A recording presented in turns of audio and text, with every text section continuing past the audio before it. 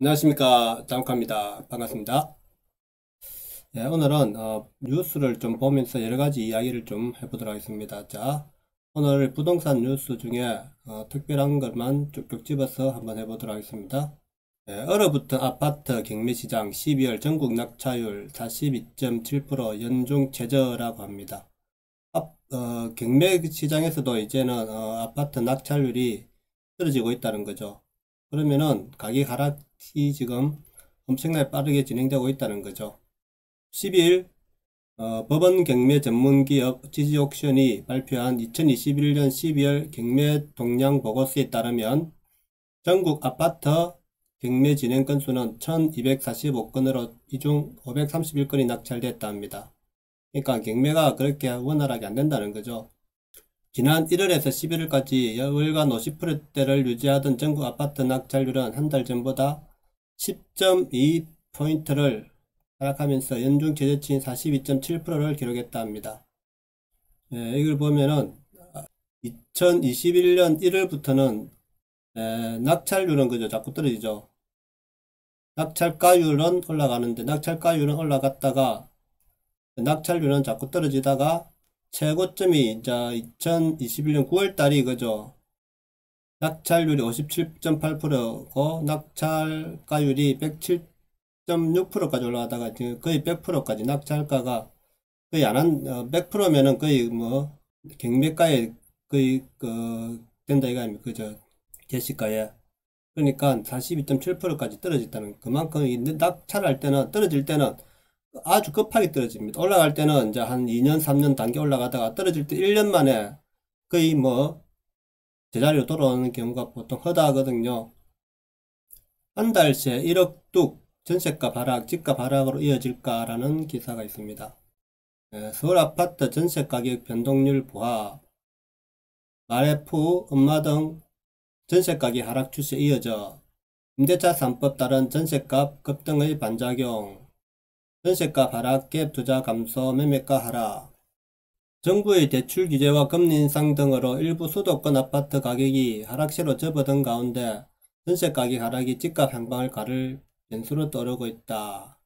전세값까지 이제 서울의 전세값까지 하락하고 있다는 거죠.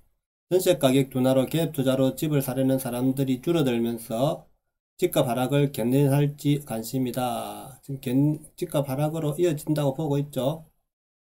여기 보면 마레프, 엄마 등 서울 일부 아파트 전세가 하락 이어지고 있다는 겁니다. 마포구 아현동, 마포 레미안 프루지오 2단지 전용 84.6제곱미터는 지난해 9월 11억 5천만원까지 전세 거래가 이루어졌으나 지난달에 10억 5천만원으로 1억원 떨어진 금액의 계약이 이루어졌다는 겁니다. 그리고 강남구 대치동 엄마아파트 전용 84.43제곱미터도 지난해 10월 최고 11억원의 전세 계약이 이루어졌는데 12월 들어 최고 10억원의 한 건이 거래된 것 외에는 대부분 7억 5천에서 9억 원대의 신규 거래가 이루어지고 있다는 겁니다. 엄청 떨어졌죠, 그죠? 그리고 이제 여러 가지가 다 떨어지고 있다는 거죠. 입주 폭탄, 송파 잠실일대 하락, 가파르다는 겁니다. 구축 하락 이어질 수도, 구축도 이제 하락이 전용 이어질 수 있다는 겁니다. 전세가 하락에 갭 투자 실종, 집값 하락 기린할 것. 갭 전세값이 하락하면 이제 갭 투자가 실종하기 때문에 그렇죠. 이제 집값 한다는 거죠. 이제 전세로 살려는 사람이 별로 없다는 거죠. 이게 집이라는 게 2주택을 이제 전부 다 매매를 하고 나면은 거의 다 1주택으로 넘어갔지 않습니까? 그러니까 1주택자는 이제 정리를 했으니까 2주택자가 많은 2주택자가 정리를 했기 때문에 거의 뭐 2주택 이상 가지고 있는 사람 많이 줄었다 이거죠. 그러니까 이제 전세도 찾는 사람도 거의 뭐 많이 줄었다는 거죠. 그렇기 때문에 가격이 하락될 수밖에 없다는 겁니다. 서울 매매 전세 주간 가격 변동률을 보면은 매매가 이제 0.08에서 주간별로 0.02%까지 내려갔죠. 그죠? 전세는 올라가다 또 전세도 0.0%까지 0.06에서 0.00으로 내려갔다는 겁니다. 그리고 오늘은 김동연 씨가 김동연이 문정부에 대해서 지금 옛날에 과거에 있었던 이야기를 이제 폭로를 했는데 내용을 한번 보겠습니다. 김동연 문정부 핵심 대선 후보죠. 김동연 대선 후보가 문정부의 핵심 양도 차액 100% 가세 말에 크게 싸웠다. 자, 초기에 그저 경제장관이었죠. 그런데 이제서야 이제 자기가 과거에 있었던 일을 폭로하는 거죠. 양도 차익을 100%로 가시해야 된다고 문정부가 이제 이야기가 크게 싸웠다는 겁니다. 네, 내용을 보면은 김동연 새로운 물길 대선 후보는 문재인 정부에서 경제부총리를 맡아 부동산 대책을 할 때 청와대와 크게 싸웠고 고성이 오갔다는 겁니다.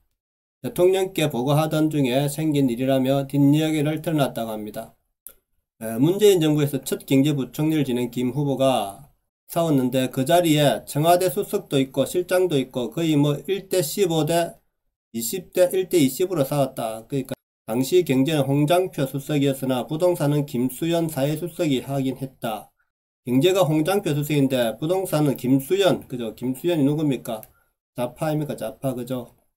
정책실장은 장하성 실장, 장하성도 그죠? 이 사람도 그때 자기는 집을 안 팔면서 그런 두 가지가 부딪혔다. 저는 부동산에 정치 이념이 들어가면 안 된다는 입장이었고 투기 억제 일변도 정책만으로는 안 되니 공급 확대를 이야기했다. 그래서 그때가 2018년이었는데 안 받아들여졌다고 했다. 당연히 부동산의 시장에 그죠? 이게 정책 이념이 들어가면 안 되는 거죠. 이념이 들어가면 안 되는 거죠. 정치 이념이. 예, 다주택자 양도소득세 중과에 대해 누구라 말은 안 하겠지만 뭐 핵심이 양도차익 100% 가세를 말했다. 그래서 제가 깜짝 놀라서 미쳤냐? 이 나라가 사회주의 국가도 아니고 라고 하며 한마디로 거절했다면서 그러다 보니 분위기가 안 좋았다. 사회주의 하려고 했죠. 이 정부는 사회정치 그러니까 공산주의로 가려고 한 겁니다. 원래는 나라를 완전히 공산화 시키려고 작정을 한 거죠. 임기 내에. 근데 그나마 경제부총리 이런 사람들이 있었기 때문에 이렇게 지켜진 거죠. 이만큼이라도 지켜진 거죠. 제가 이 정부 초기에 딱 들었을 때부터 수사파를 청와대 비서실장을 딱 앉히는 바람에 제가 딱 그때 당시에만 해도 이거는 공산화를 하려는 공산 집단이다. 종북 세력이다 하고 제가 그때부터 이야기를 했죠. 김동연 부총리는 당시 제가 다주택자 양도세 중과를 2년 유예하고 2년 뒤에 다시 살려서 5%포인트를 올려도 좋다고 제안하며 두 개가 패키지로 가야 한다고 했는데 다주택자 양도세 중과를 2년 유예하고 2년 뒤 다시 살려서 5%포인트를 올려도 좋다. 그러니까 2년 뒤에 다시 5% 올리는 뒤에 것만 받겠다 결정을 하셨다. 그러니까 2년 유예는 뺐죠. 그죠?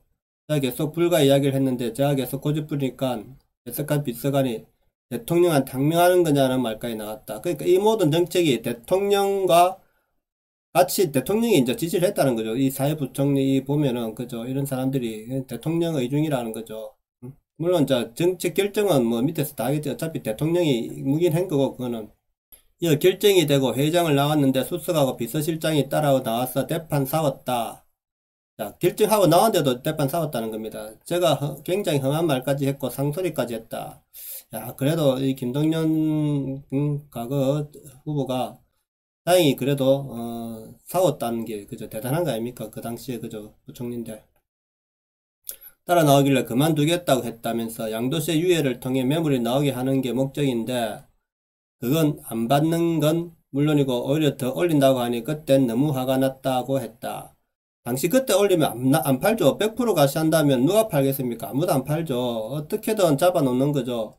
그러니까 부자들은 잡아놓을 수 있죠. 만약에 서민들이 만약에 이런 느낌 물렸다면은 아예 차익을 하나도 못 받고 팔아야 되는 어려워지면은 그러니까 이게 모든 법은 가난한 사람한테 더 불리하다 이런 정책들은 나중에 가다 보면은 결국엔 가난한 사람들의 불리한 법이 된다는 겁니다. 부자들은 갖고 있으면 또 바뀔 수가 있으니까. 예, 부동산 정책 꾸준하게 그죠 갈 수 있는 정책을 해야 되는데 저 맘대로 그죠 자기들 마음대로 입맛이 맞는 대로 막 해버리면은 이게 정책이랑 일관성이 있어야 되는데 일관성이 없으면은 사회 혼란만 가져간단 말입니다. 그리고 가난한 사람의 더 손해보는 거고 김 후보는 최저임금 인상 때도 또 최저임금 인상 때도 법인세 인상 때도 고성이 오갔다고 해상했다. 참 이라고 나니까 이제 이야기하는 거지. 이제는 이제 임기 말이 되니까 대통령 양도 차익 대해 100% 과시하자는 얘기가 하더라고요. 이 나라 무슨 사회주의 국가다. 물론 사회주의 국가 하나 만들래죠. 사회주의다는 공산주의 아닙니까? 네, 김 후보는 부동산 문제는 오케스트라 지휘처럼 공급, 규제, 지역 균형 발전 문제까지 전체를 다 봐야 하는데 이번 정부는 규제 강화만을 했다면서 저는 공급 확대를 계속 주장했는데 부총리가 결정할 수 있는 게 있고 대통령이 결정하는 것도 많이 있다며 그지 저겠다. 자신의 주장에 대해 대통령의 반대가 있었다는 뜻으로 풀이된다. 그는 아무리 좋은 정책을 만들어도 실패하는 경우가 많다. 가장 큰 이유는 시장, 국민과의 소통이라면서 최저임금도 소통했으면 성공했을 것이고 부동산도 마찬가지라고 했다. 소통을 해야죠. 그죠? 물어보고 따져보고 한 걸음 또 딸도 두드려보고 이렇게 정책을 해야 되는데 자기 마음대로 했다는 거 아닙니까? 그죠? 자, 오늘 방송은 제가 여기까지 하겠습니다. 이 나라가 왜 이 정부가 왜 바뀌어야 하는지 그죠? 다시는 이런 정부가 태어나지 않아야 한다는 것을 좀 알고 그죠? 우리가 요번에 잘 해야 될 것 같습니다. 이제는 정권 말기라서 이런 이야기도 할 수 있으니까 다행인 거죠. 그나마. 자, 오늘 방송 여기까지 하겠습니다. 내용이 좋았다면 구독, 좋아요 부탁드립니다. 좋아요 부탁드립니다. 좋아요.